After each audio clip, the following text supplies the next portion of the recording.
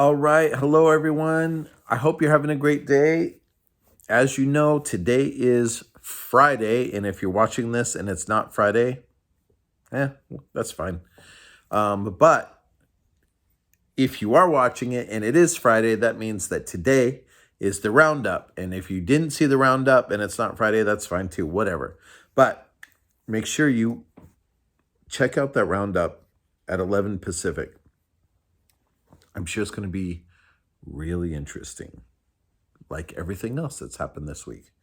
Speaking of happening this week, I just want to fill you in on a few things, some good news that's happening. It looks like there's some open doors for a building for us. So we do need a lot of prayer. We need to figure some things out and, deal with city and all of this stuff. But we have a building in our sights. So pray. Like anything, we just need to know, we need the Lord to open the doors or close the doors, whatever.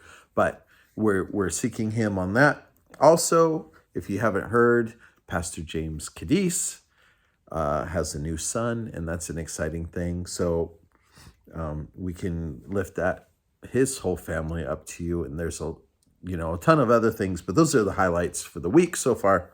Listen, I wanted to talk about this thing.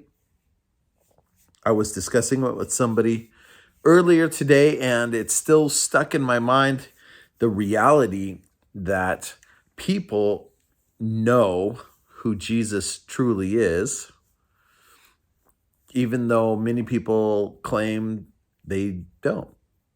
Or they say, hey, who's God to judge? And blah, blah. People say all kinds of crazy things about the Lord. And everybody, this is what I found.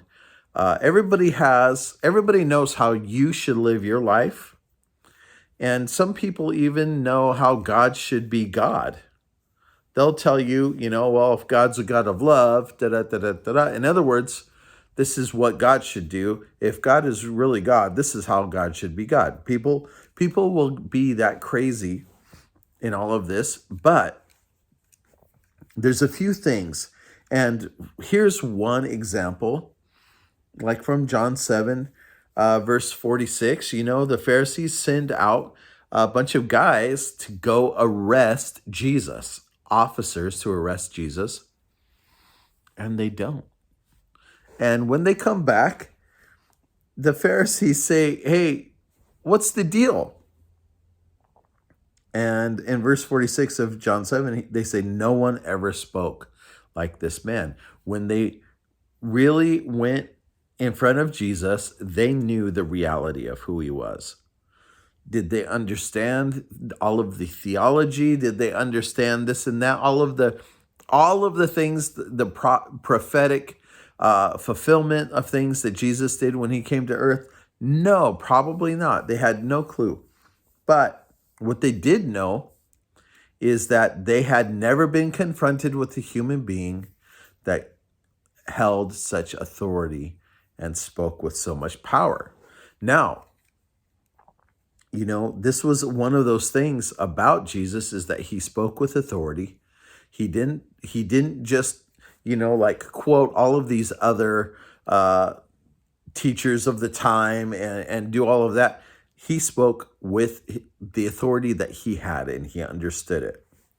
And it's interesting, so in this conversation I had, Pilate came up, when Pilate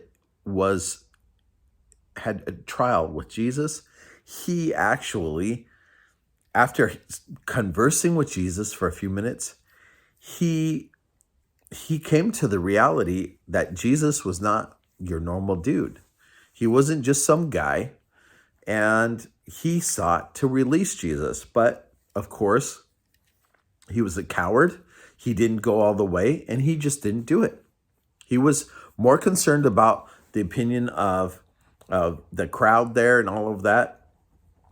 So he actually is implicated in the death of Jesus. But there's another guy, and not just a few, many, many people, when They come to Jesus. They actually know, and I believe this is the case. A lot of people these days actually know the truth about who Jesus is. They know the reality of his existence. They know the reality of his authority, all of the things, the forgiveness that they need. As a matter of fact, I remember when I was in high school, I had a teacher that was talking to a kid who claimed to be an atheist, and the teacher asked them, so if you knew you were dying, let's say you knew you were going to die in 5 minutes, you would not even say a prayer or anything? And the guy said, well, I might at the last minute just in case. That's interesting. There's no just in case when you're not serving the Lord. That's who you turn to. That he's the one that rescues people out of the pit. And it's just interesting. People know the reality, okay?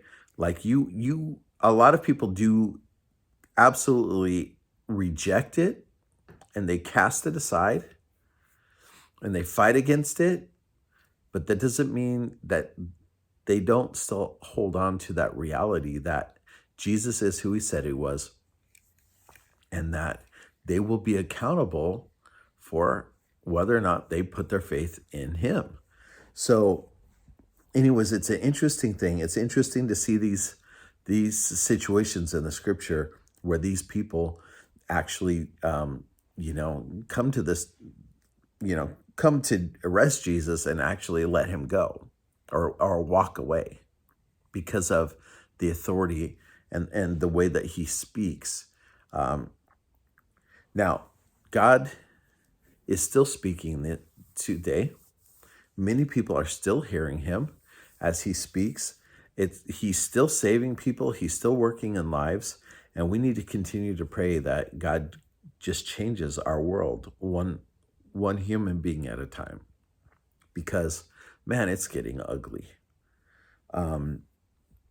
So let's keep praying. Let's keep our focus on the Lord. Let's not forget how good he has been, how faithful he is, and how powerful he is. And I hope you have a good day. I hope you have an awesome weekend.